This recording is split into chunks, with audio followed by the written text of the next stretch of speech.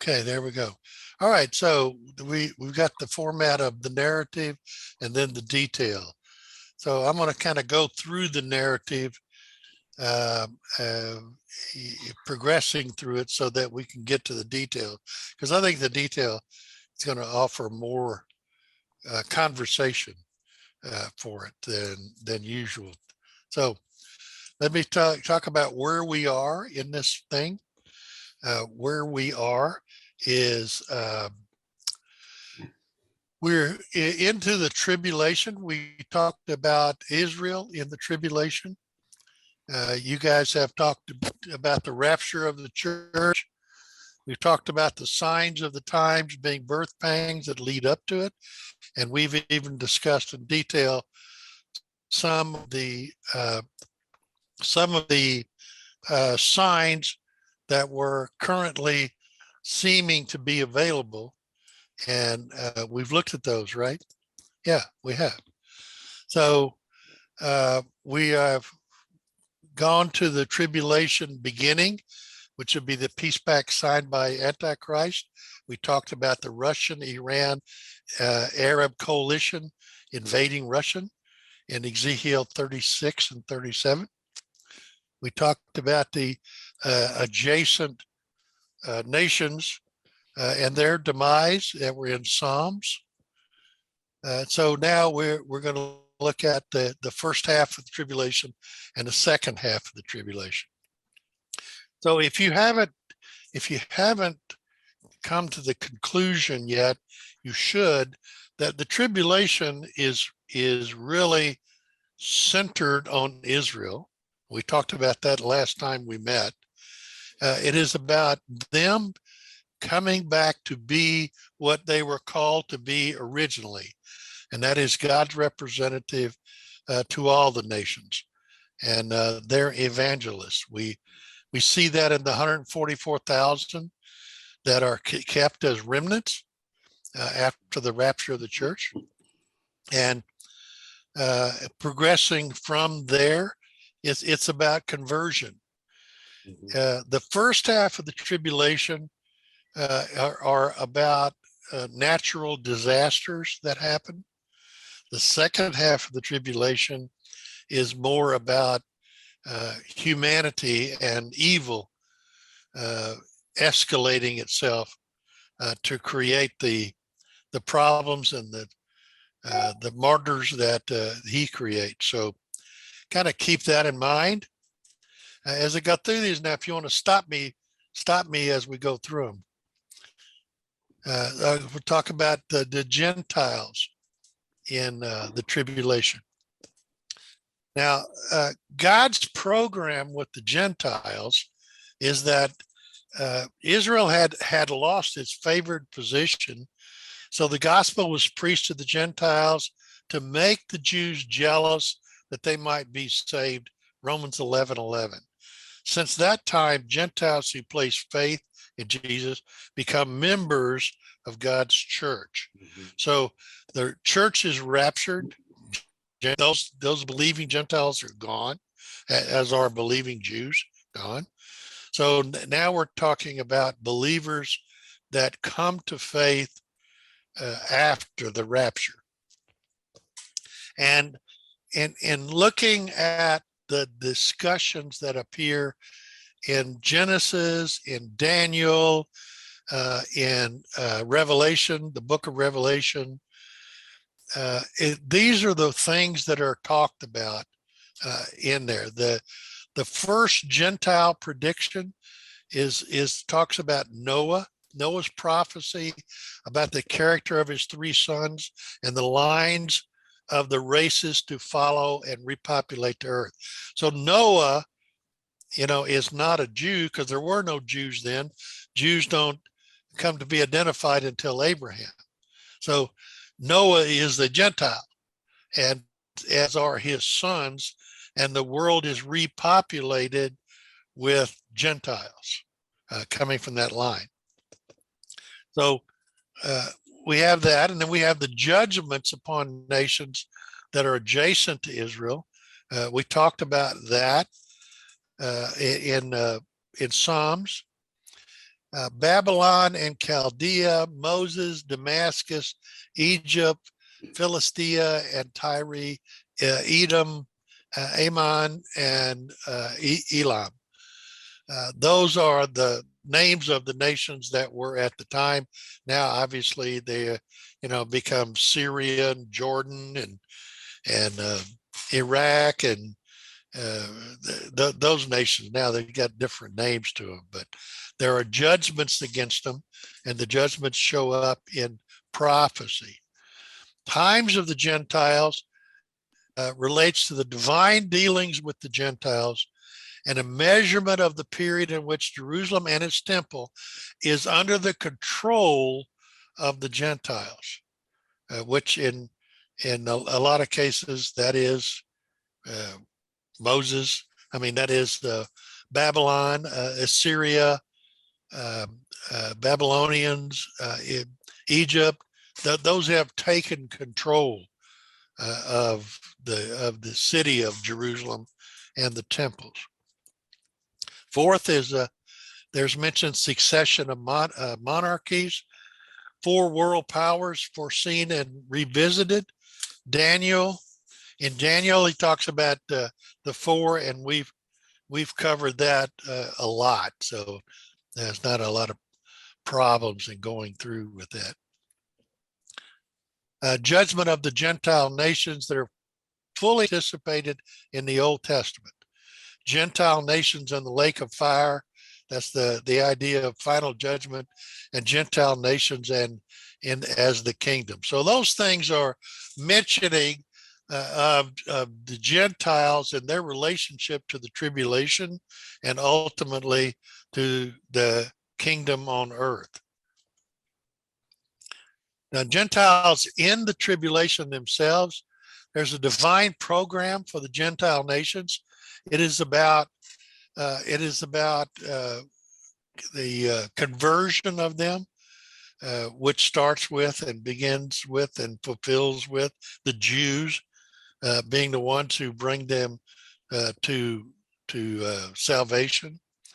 And that comes to fulfillment in the tribulation period.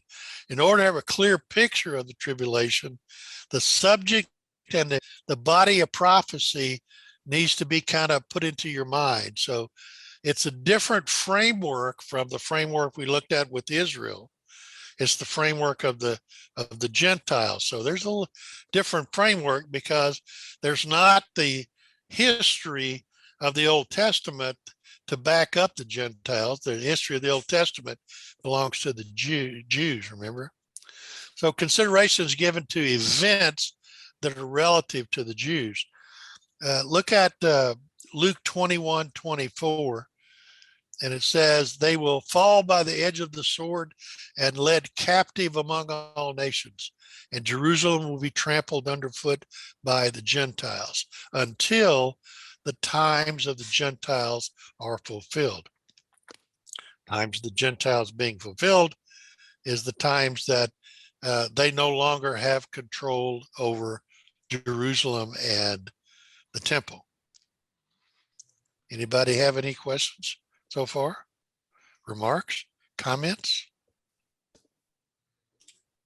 Okay. Hey, Danny, yeah. are you showing slides on there? I've got a black screen. Yeah. Are you guys getting it? No, we got black screen also. All I have is just the main thing. What's it all about? It's not been advancing every time. Really? What the heck is going on here? Oh, man. All right, let me start over again. Let's see. I'm going to pause the. Okay.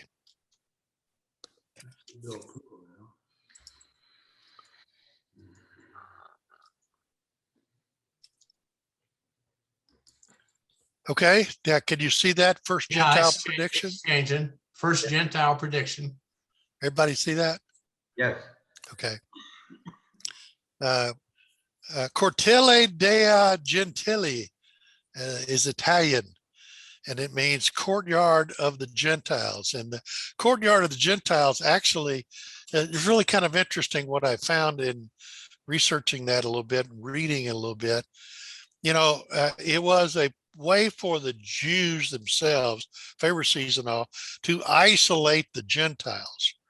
And they were willing to set up a courtyard of the Gentiles to allow Gentiles to have access to certain portions of the temple, because they wanted servants and they wanted merchants and they wanted people that were selling things and giving away things. And their intent was to do that to accommodate the general Jewish population that came to the temple without using their own resources. When they came for the atonement, the Day of the Atonement, they had to have something to sacrifice. A lot of them came long distances, so they didn't bring animals with them. So there was a place there where you could buy animals locally and have them sacrificed for you. If you remember, Jesus upturned the tables on the money changers that were in the court of the Gentiles. And the reason for that was that when you came to the temple, no matter where you came from, your money was no good. You had to use temple currency. So you had to convert your currency to temple currency in order to buy these animals to be sacrificed, to give tithing to the temple for maintenance of the temple and so forth. That's what Jesus upturned the money changers, because they were violating his father's house, if you remember that. So I thought that was kind of interesting in the intent. However, in further researching it, what I found is that God used it for a different reason. God used it as a place for Gentiles to be exposed to Jews who worshiped there, because they wore certain clothes when they came. If they came in grief and all, they wore sackcloth and so forth. So the idea was that it created an area or a space for Gentiles to express themselves to Jews, and for a place for them to cross-reference and ask Jews questions. So it was kind of a place where if you go there often enough, you're going to have some thoughts in mind that you don't understand and you want to have clarified. And so by bringing the Gentiles near, you could not go into the inner sanctum of the temple, but you could be an outsider somewhat on the inside. So anyway, I thought that was, for me anyway, it was kind of an interesting thing. So this first Gentile prediction is a prediction that talks about Luke 21 in the times of the Gentiles. Noah's referencing the character that would be exhibited by each of his three sons as fathers of the races that were going to repopulate the earth. So let's take a look at that. He said, "Cursed be Canaan, a servant of servants, who shall he be to his brothers." He had three sons, remember, Canaan, Shem, and Japheth. He also said, "Blessed be the Lord, the God of Shem, and let Canaan be his servant." So Canaan is going to be a servant of servants and to his brother, and he's going to reverse that and have the God of Shem let Canaan be his servant. Let Canaan be the servant of the God of Shem. Then may God enlarge Japheth and let him dwell in the tents of Shem, and let Canaan be his servant. So he's making some remarks here in this prophecy about the three different inheritances, three different bloodlines of his three sons. And we're going to talk about that in more detail. So yeah, when they split up, when God dispersed them and they split up, this is how they split up. Ham went to Africa. They were the darker people. Japheth went to Europe. They were the more olive complexion people. And Shem went to Asia, which were more of a yellow creation, or yellow complexion people. So we're going to talk about that in a minute. That's from the dispersal of the Tower of Babel. All right. Now, there was a second Gentile prediction, and the second prediction is about the judgments on the nations that are adjacent to Israel, that is, i.e., the Arab nations around Israel. And he identifies those, as we read earlier: Babylon and Chaldea, Moab, Damascus, Egypt, and so forth. So those show up like here, and those are the verses that are directly related to those. Okay? Hey, Dan, I got a question. Sure. Does the Bible say anything about the three sons that they were of those colors? Yeah, as a matter of fact, it does. Yeah. Yeah.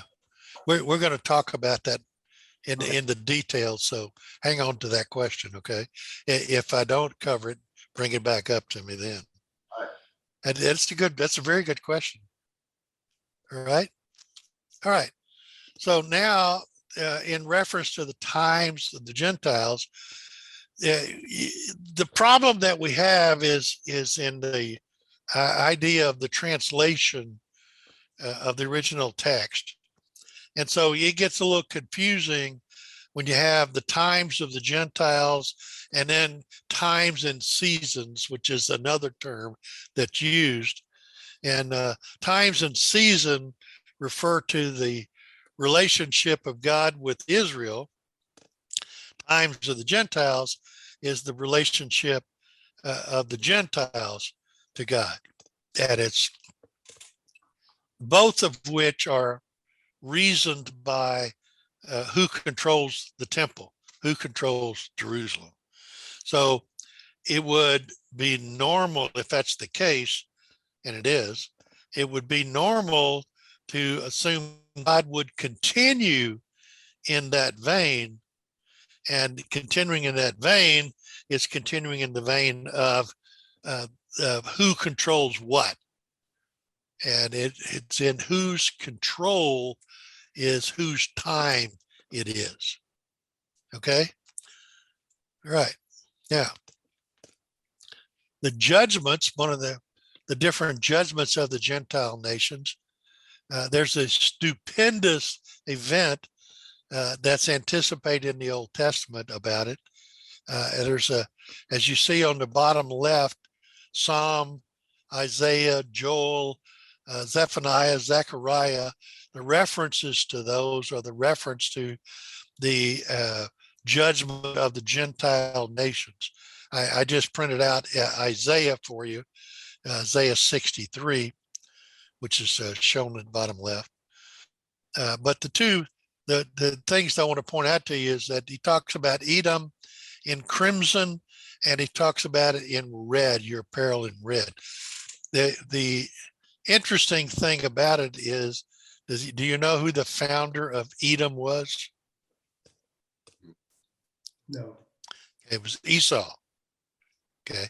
You remember who Esau was? Jacob and Esau. Right. He was twin brother of Jacob. However, there was a distinguishing feature of Esau, and he was referred to as the red man. because of the color of his complexion when he was born. So when he says, for who is this who comes from Edom in crimson garments? Crimson garments would be reference to the outer covering, you know, and he says, what is your apparel red? Why is your apparel red? The idea being is that coming from Edom is authentic. He's referring here to being an authentic from the line of Esau, all right, which would be a Gentile. Because from the line of Jacob would be what? A Jew, right? Right? So what do you think are considered biblically? What do you think the Arabs are considered?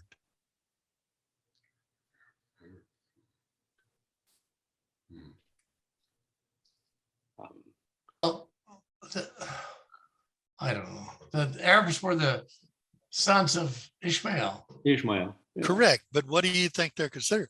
They're not considered Jews, right? No. So if they're not considered Jews, what's the other consideration? Gentiles, right? Yeah, they're Gentiles. Okay. They're Gentiles.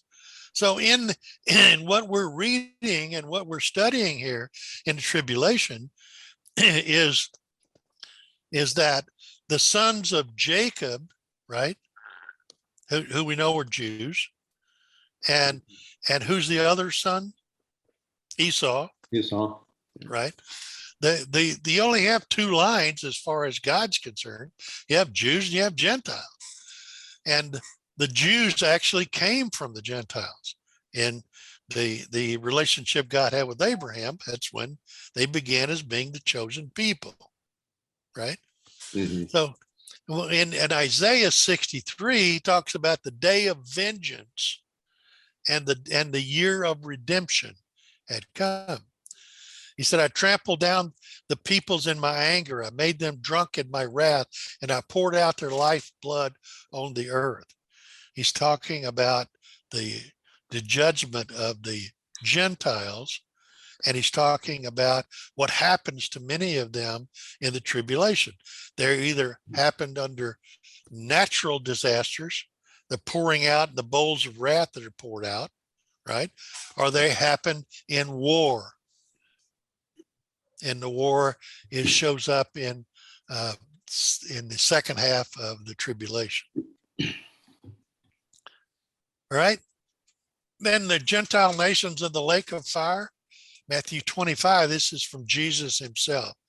Then he will say to those on his left, depart from me, you cursed, into the eternal fire and prepared for the devil and his angels. That would be what?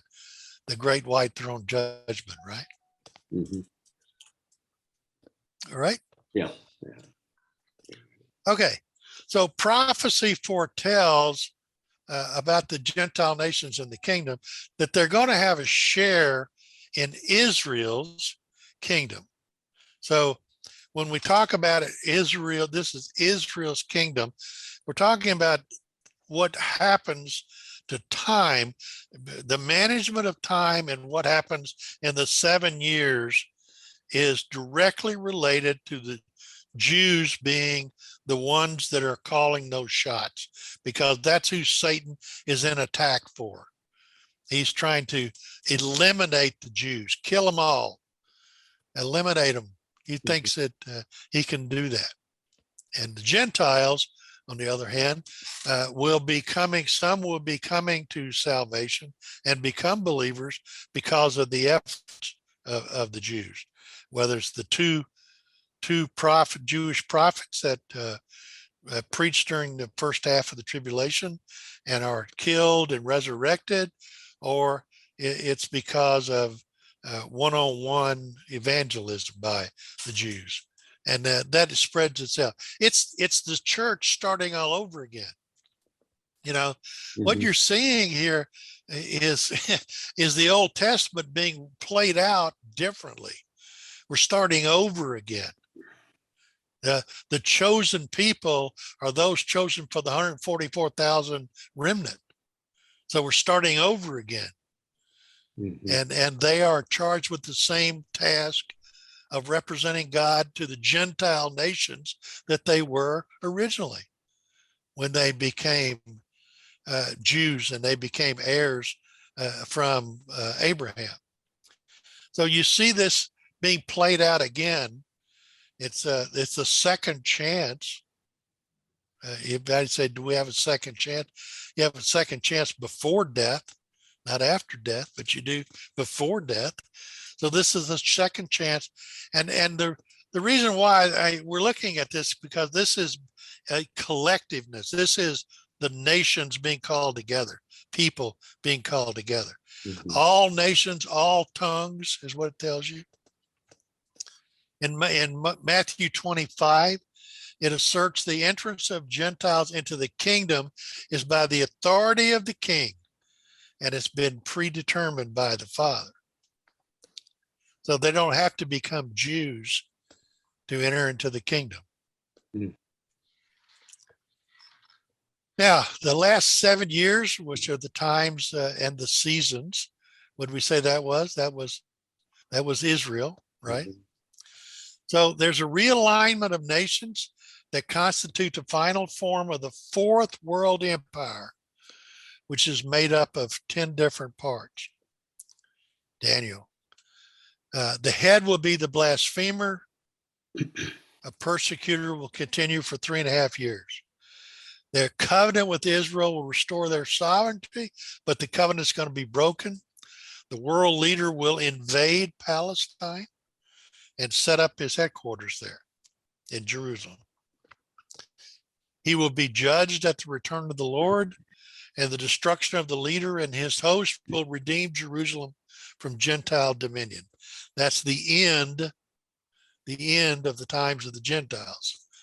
This deliverance takes place in the second advent of the Messiah. Okay? So the final form of Gentile power is in Revelation 13 and Revelation 17. And I'm going to show you that in a minute. So we'll get to that. In Daniel 2, it talks about 4 successive empires that hold dominion over Palestine. We've already talked about those. And the outgrowth of the fourth empire is the Roman Empire, Daniel 2:41, 42. It's marked by division, a weak federation, but strong autocratic and democratic rule. There will be a remarkable union of 2 contradictory conditions, a universal head of the empire with individual kings over their particular domains. Now that's a contradiction of terms and conditions. How can you be a ruler and still subject yourself to a rule? You can only do that by coalition. So this starts by coalition, and then we see that the Antichrist either kills or dispossesses two of the 10 kings. The third king submits to him. So now he has the 3 kings that he has control over, and he allows the other ones to remain control over their nations if they are subject to his rule. That's what we refer to as the Roman Empire. Yeah. Okay. So Daniel 7, the course of the powers revealed through the 4 beasts. The singular thing about the 4th beast was that it had 10 horns, 10 kings over 10 kingdoms, which come out of the great world kingdom. There'll be one individual having control over the whole dominion of the 10 kings. All right. So what's the point? Why do I need to know this stuff? Well, let's try to figure that out. The tribulation involved, wait a minute, now it's playing games with me again. The tribulation involves the nations. When it refers into Revelation, especially about the nations, It is referring to the Gentile nations. The church has left. Israel's now back in their preferred people position, and we get to start over again. God's judgment is being raised from a whisper to a roar. And if I know how it begins, and I know how we got here, and I know how it will end, I can better understand God's plan, especially God's plan for me, because then that tells me, where do I fit? What are they describing about me? Well, they're describing I'm a Gentile. That's where they're describing, but I'm a believing Gentile. Mhm. So I'm a convert from that. So because of that, I've escaped the wrath. So you can begin to put yourself in that position once you understand what God is saying that he's doing here. There's a nugget here in this session that's just for me, where I am right now. If I look hard enough, if I think deep enough, if I pray long enough, you're going to get the great aha. So intermission is over. The final act is about to begin. The end times are right around the corner from us. All right, so let's look at the details now. Now you can ask your serious questions here. All right. All right, so this is Herod's temple, and Herod's temple describes for us the Jewish approach to dealing with Gentiles. You see that the Gentile courtyards inside the outer walls of the temple, but it's not inside the temple. As you can see, where those places are numbered: holy place, the altar, priest courtyard, so forth, Israelites courtyard. So it's an outsider who are inside, but they're not insiders, so to speak. Mhm. All right. You all knew already, right? Yeah, you did. Okay. So now we get into the action role, and hopefully we're going to come to your answer your question that you asked earlier. Noah's sons are laborers of the ark. They worked with their dad in what they're doing. So if you are trying to put your perspectives together from the time frame, is that what you want to look at here is that we're going to be looking at the flood, where God started over again with the people, the repopulation of those people from the sons of Noah, and then they collectively become to build the Tower of Babel, and then God changes that. He intervenes in that. So you see where that is. We don't know the exact time. We just know somewhere around 2100 BC. So somewhere in that 100-year period of time, from that time to the time that Abraham is born, is when the dispersal was. So, you okay with that, guys? Any questions?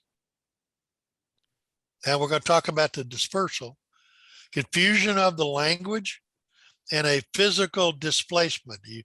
He sends them outward from that. Here's kind of the framework on the time frame to give you that perspective again. Creation, flood, Tower of Babel, Abraham.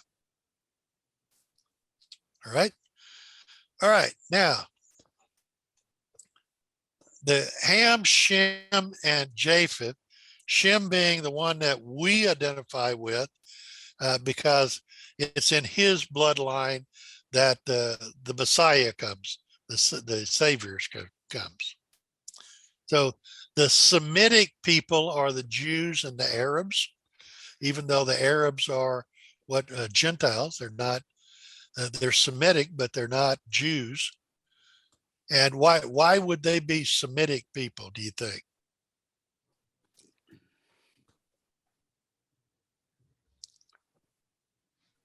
Come on. Does it have to do with with this son of oh Abraham. yeah, son of Abraham by another woman. Right, right, right. He was my brother by another mother. Yeah. Right. Yeah, that's exactly right. Yeah, right. So you've got the other two who are polytheists. Isn't that interesting? And when you read in Revelation and you read in Daniel, you see these names come up: Gomer, Magog, Tubal, Meshach, Gomer, Cush, Put, all of those. Those are the names of the nations. Named after sons of the sons, so to speak, or grandsons of the sons. So in the world system, under Ham, which is polytheist, there was Babylon, Egypt, North Africa, Syria, and Jordan. So before I get to it further, what would you say would be the color of their complexion? Which ones, Dan? This is under Ham, Ham? with Babylon, Egypt, North Africa, Syria, and Jordan. Black. Yeah, at least for sure a darker complexion people. Yeah.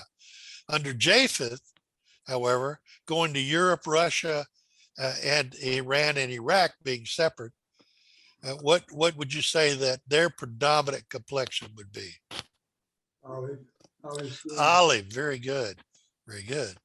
What would you say the color of the complexion would be for Shem? White. Yeah. Yeah. All right. So let's see if that holds to be true for my friend over here. An olive color. Wait a minute, we're still going. Oh, hang on. All right. We're going to get closer. You throw me a curveball. Yeah, I'm not throwing him a curveball. Yeah. As a matter of fact, when you look up the names of some of these, the names identify the color, by the way, when you look them up. Okay.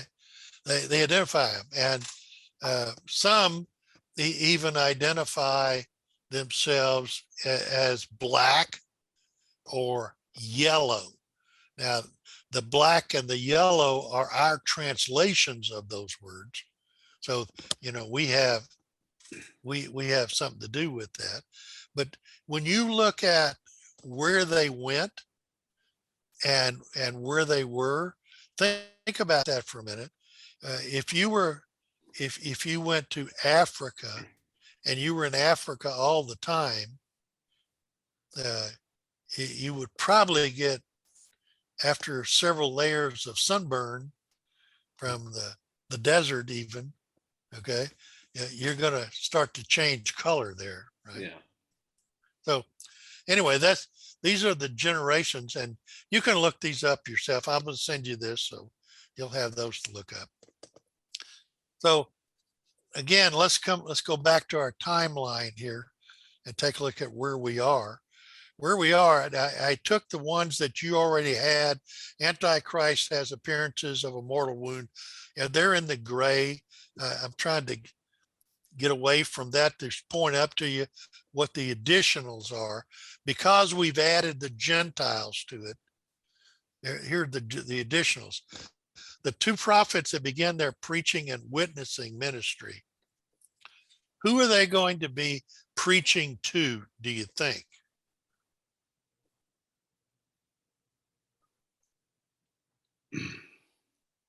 The two prophets. Who are they preaching to?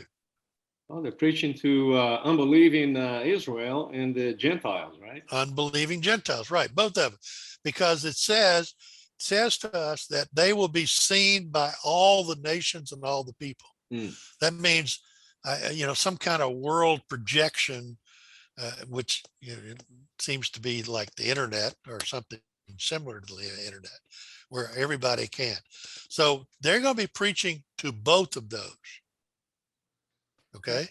So if we look at the Jews being below the line and the Gentiles being above the line, or vice versa, I guess, if you wanted to look at that, then God is not differentiating between the two. He's going to differentiate between the two when the 144,000 Jews, because preaching is only one form of evangelism. The 144,000 Jews spread out to all the nations, or sent out to all the nations. That's when the grassroots is going to happen. That's when the evangelism is going to happen. Just like the church, the mission to these guys is the same mission that was given to the church. Carry the gospel to all people. Mhm. Okay.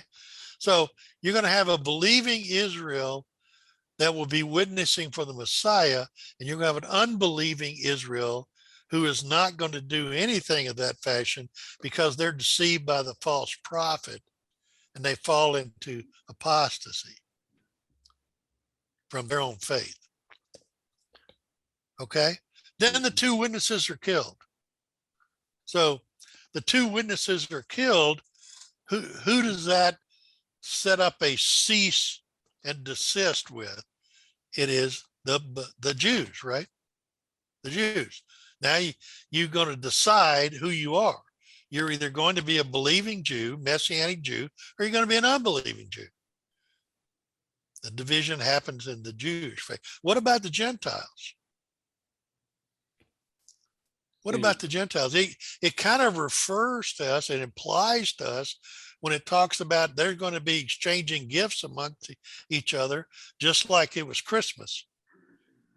For some reason that I haven't myself figured out, you guys are smarter than me.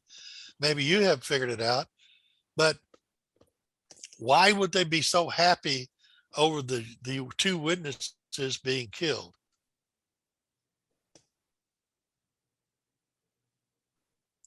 Well, on scripture, it refers that they're glad to see these two gone because they were a threat to their belief or to their following Right. of the Antichrist.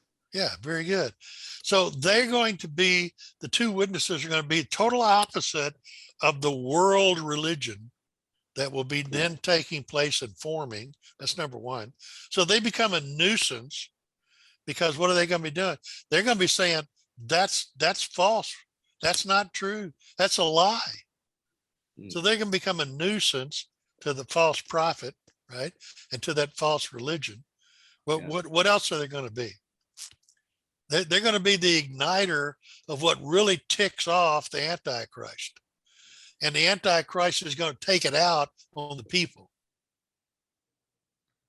So by the witnesses being gone, there's a hope that some of the things that have happened are not going to happen anymore, and the people are going to have some sort of relief from that. Because during the first half of the tribulation is when the reference is said to wars and rumors of wars, pestilence, famine.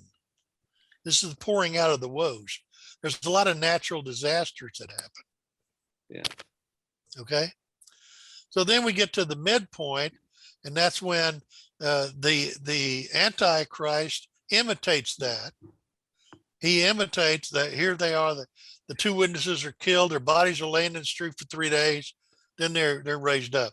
So there's this appearance of a mortal wound to the Antichrist, and then he is raised up in 3 days.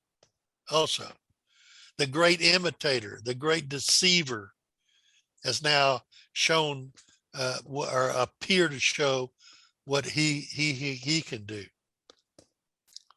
So it's kind of like you think about it. It's kind of like the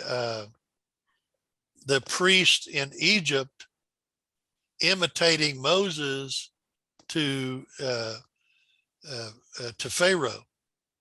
You know, He throws his staff out, turns into a snake. They throw their staffs out, turns into a snake. But there's certain things that they can't do. That's showing who is really the true God. It's not just a magician's magic or deception. Mhm. So now what happens is that the Antichrist shows his true colors. He violates and he destroys, tears up the agreement of peace with Israel. He now does not allow them to have any more sacrifices in the temple. He ups the ramp of persecution of the Jews, especially the believing Jews. And this is where God tells the Jews to flee from the land, flee from Jerusalem. Remember, he talks about you better pray and hope that you're not pregnant. Pray and hope that you're not this and you're not that. It'll be difficult for you to get out into the wilderness. But God has prepared a place for them. So the second half of the tribulation is what is referred to as the Great Tribulation in Matthew 24, especially. Now, halfway through the second half of the Great Tribulation, or the second half of the tribulation, is where our Armageddon campaign battles begin to happen. Mhm. Okay, you with that? All right. Now, let's go to the Okay. full. Yeah. Last question, Dan. If back up one slide. At what point, and this is one thing I disagreed with Pastor Hemrick on in the video that you suggested we look at. The war with Russia and Iran against Israel, along with all the other countries. At what part of the first half of the tribulation is Well, if you remember, we talked about go back over to the beginning of the tribulation. You see at the bottom below the screen, Yeah. it says Russia and Iran, Arab coalition invade Israel. Oh, I see it. I see it. Yeah, I couldn't see it there for a while. Yeah. I see it. Yeah, yeah. It's Okay. Ezekiel 36 and 37. Now, Pastor Hamrick said that it was his belief, which is counter to the two books I just read and the other videos I've looked at, that he takes the Russian-Iran Arab coalition all the way into the Great Tribulation. Mhm. They're And- going to be reassembled. Okay. Let me show you. And let me get to, let's get over here to where we are. Look under the Northern Confederation. Who do you have there? You got Russia and you got Iran. Yeah. Russia. So they're not going to be eliminated by that war. Their armies are going to be greatly destroyed by that, because God supernaturally is going to prevent them from accomplishing what they want to accomplish. But which leads me to an observation. We had some you've got some very, very stubborn people. I mean, after the rapture and millions or billions of people taken up to heaven, and then you've got the war here where God intervenes and shows all the Jews that that God is real and Jesus is real, and they still won't believe. Right. It's Yeah. kind of mind-boggling, isn't it? Mhm. Kind of like the way it is right now. Here's the thing to me, why I think what we're showing here is correct is because in this first one, you see my cursor here? Yeah. In the first one, Russian Iran coalition, okay, they're led by local national leaders. In the second one, which is in this one, under the Northern Confederation, they're led by the Antichrist. Mm. So that makes a big difference. Okay. And so this one is where it accumulates itself in the campaign of Armageddon.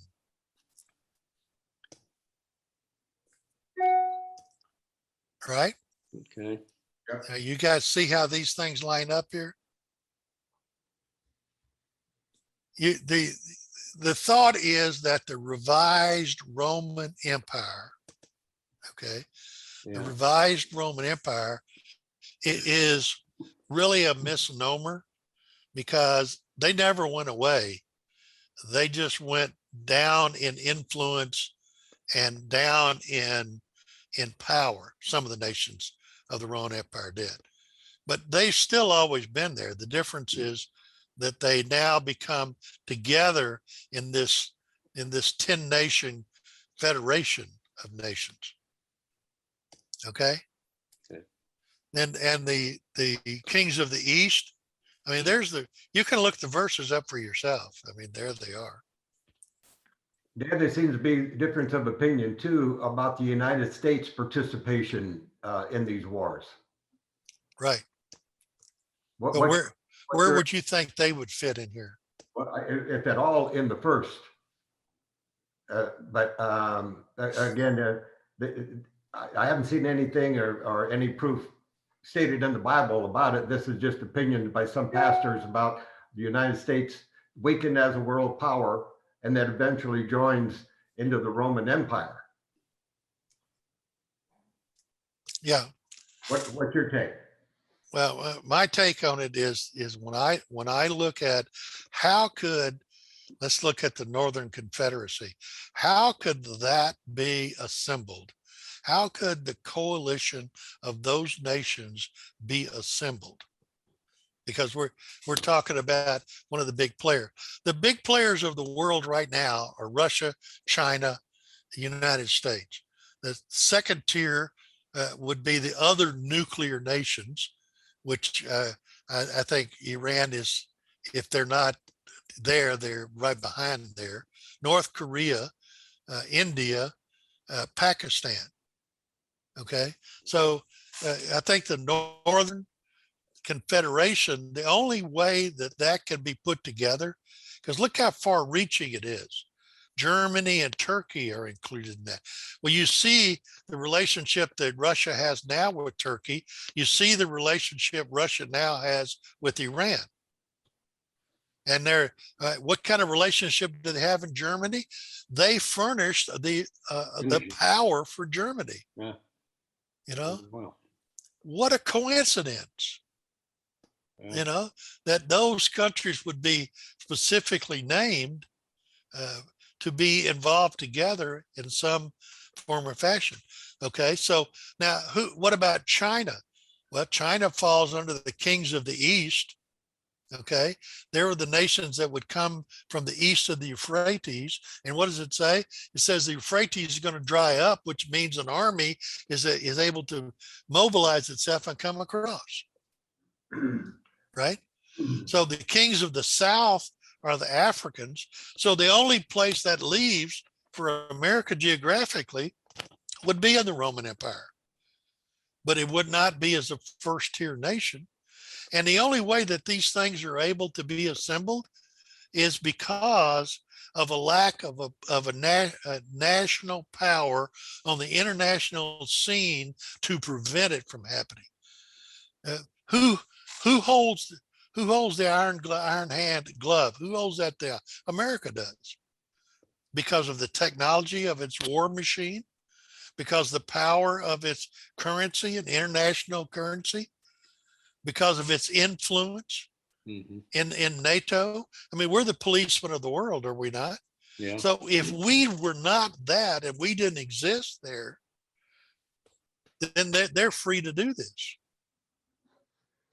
And so to me, it makes perfect sense as that America would be lessened in its power and influence to give freedom to have these things which would be naturally coming together. There's going to be reasons why these things come together, you know, as far as just like we described Germany and Turkey is another one. It's because somebody controls something that holds the power over that other country. And right now, it looks like Russia.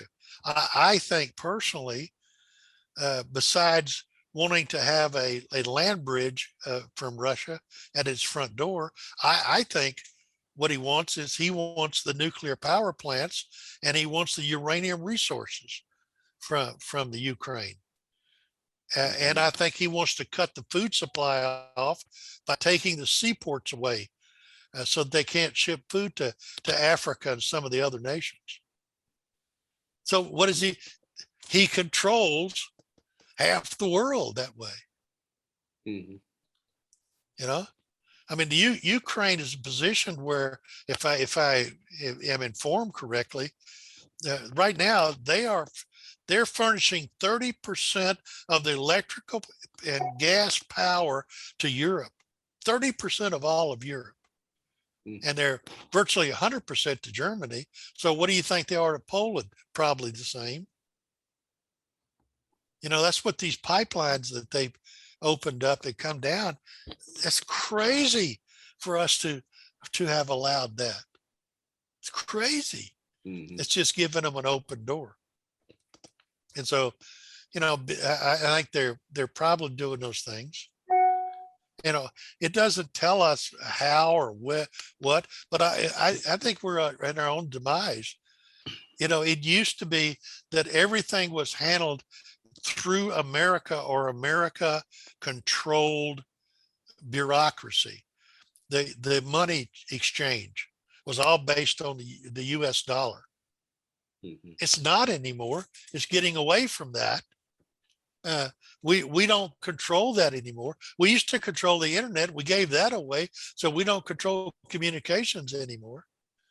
You know, we're giving up our control of everything centrally coming through this country. And so you give up your control, you've also those people are going to look somewhere else, you know. So I hope that answered your question, Norm. Yep, thank you very much. And I know it was long drawn out, but you know, that's the soapbox question. So that allowed me to elevate myself in that capacity. Okay. And any other questions that you got here? Well, one thing is that the Antichrist, he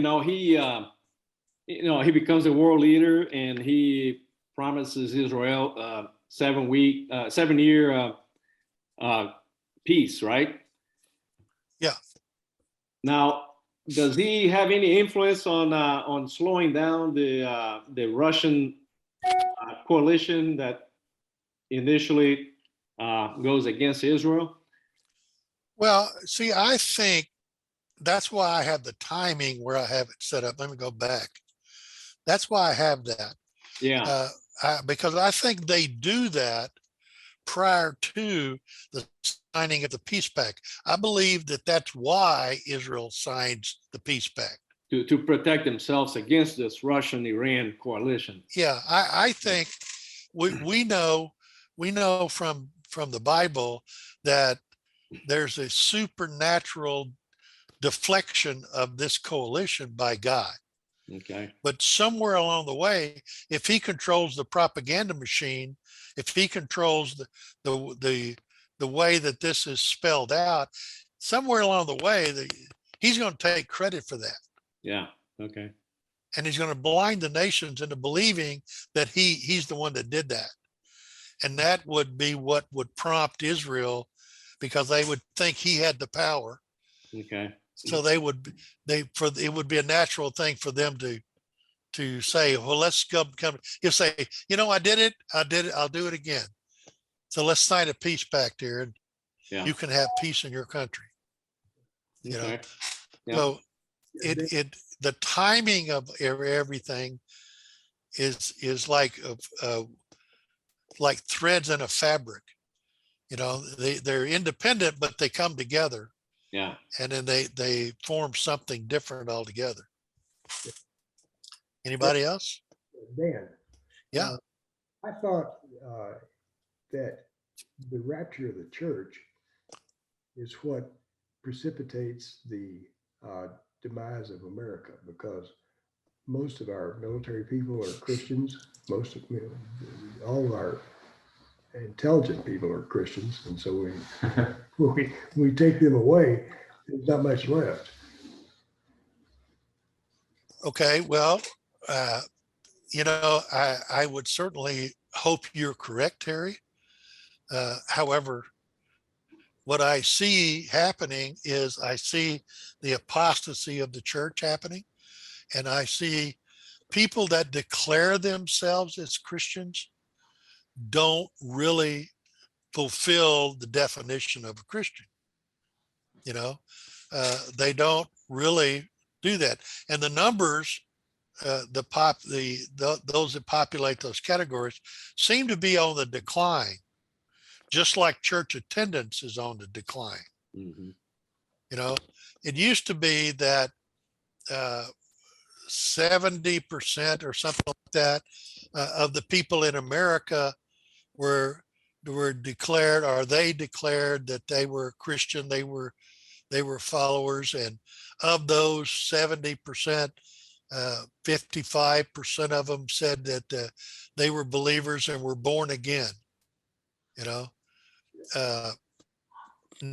the numbers, if you look under Barna at the real numbers, it's more like 30 to 35% are born again, Wow. and it's progressing to where lower than 50% even declare themselves.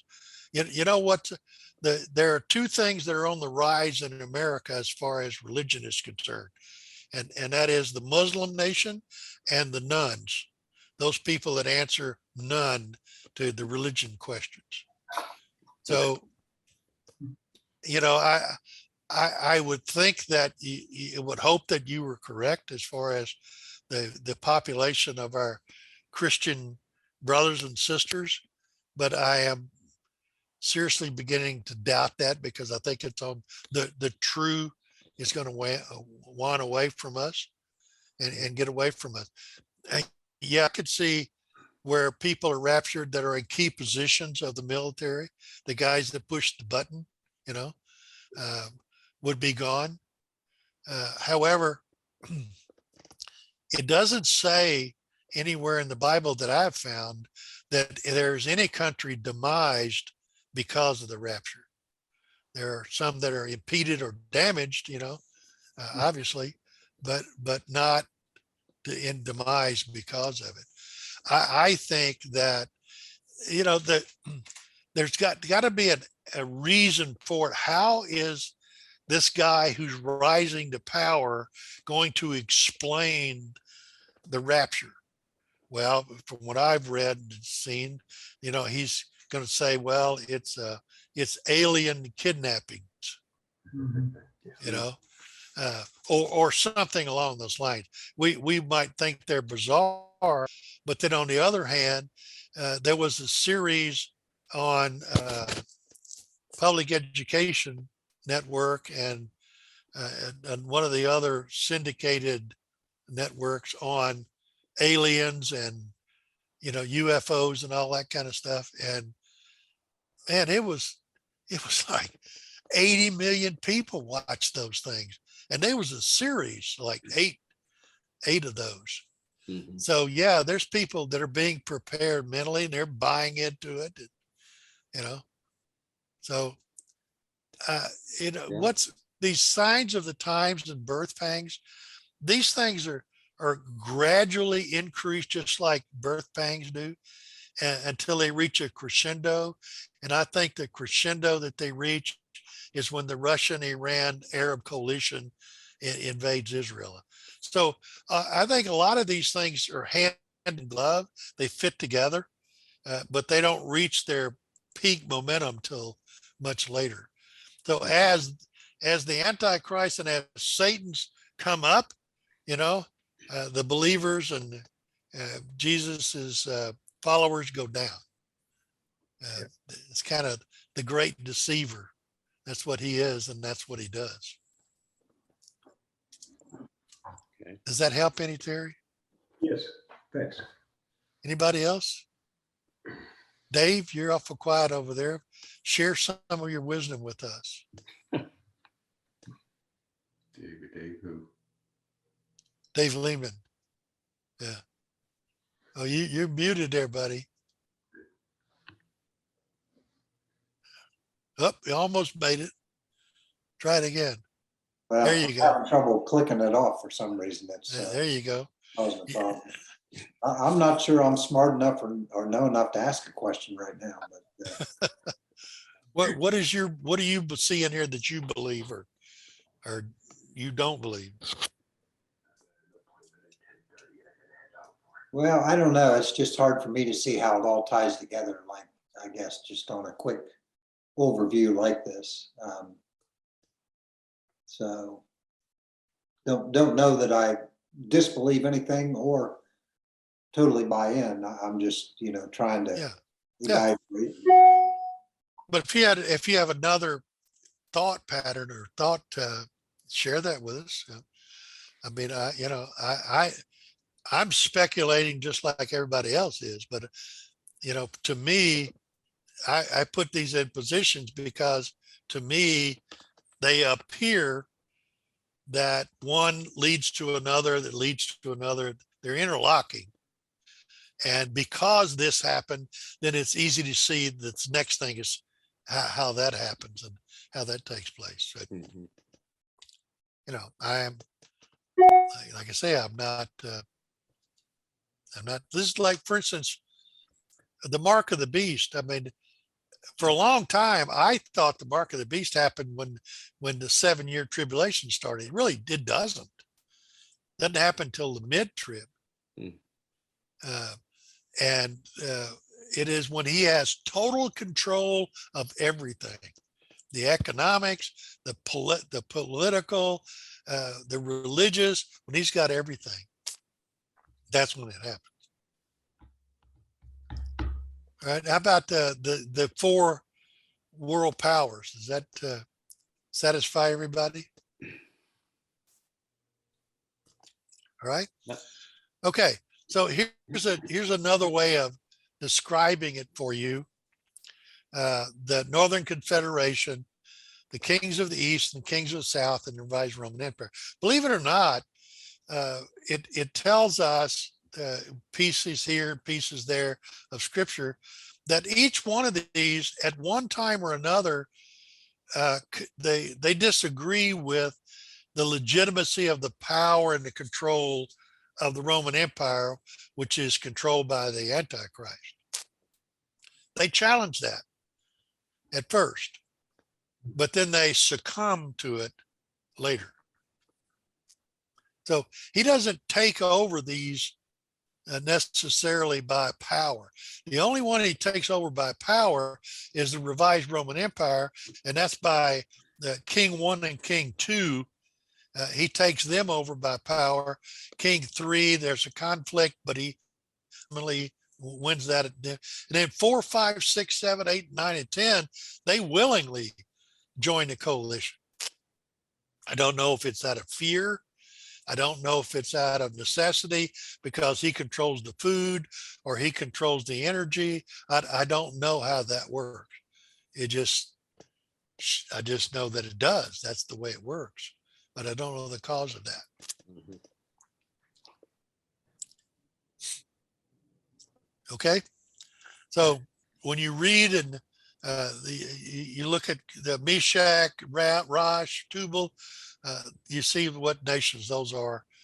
I mean, there's a long drawn out explanation of who and why and what were they, where were they when they were labeled, who were they at the time, what were they identified with, because they later, many generations later is when we're into who Ethiopia is and who Germany is. And, they're not labeled differently now, but the geography is still the same. All right. Okay. So just in case you need advice, you got my 2 cents worth. And that's about what it's worth. Next week, we're going to talk about the Armageddon campaign. and there'll be part 8. Cool. Just to give you an idea here, just to whet your appetite, this is what is envisioned as the format of how they go about it and what they do. The Star of David is in the middle, that's Israel. When you put Israel in the center of the world, that's where they are.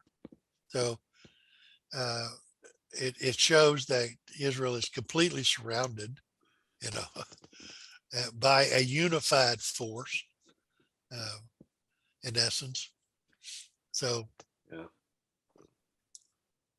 I'll give you that thought. Okay.